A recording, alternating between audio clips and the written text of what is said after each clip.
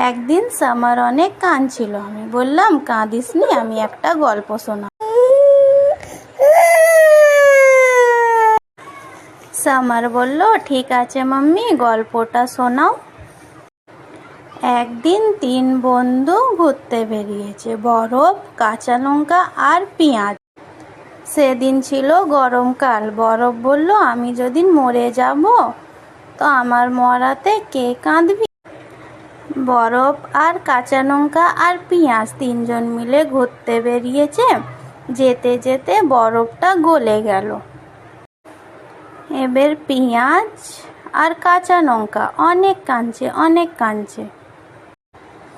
এবার কাঁচা লঙ্কা পেঁয়াজকে বলছে, যখন আমি মরলে তো এবার কে কাঁদবে? পেঁয়াজ বলল, কেন, আমি আছি, আমি কাঁদবো।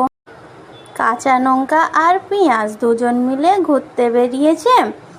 যেতে যেতে কাঁচা লঙ্কাকে অনেক গরম লাগলো। পেঁয়াজকে বলল কি, পেঁয়াজ তুই এইখানে দাঁড়া, আমি স্নান করে আসছি। পেঁয়াজ বলল, ঠিক আছে।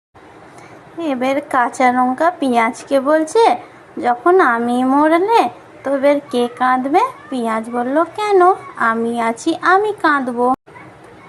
পেঁয়াজ বসে আছে, সামনে একটা পকোড়ার দোকান আছে। পকোড়ার দোকানে একটা লোক পকোড়া খাচ্ছিল। পকোড়ায় ঝাল ছিল না বলে ও কাঁচা লঙ্কাকে খুঁজছিল। এবার কাঁচা লঙ্কা নিয়ে বেরিয়েছে, তো কাঁচা লঙ্কা ফ্রেশ লাগলো।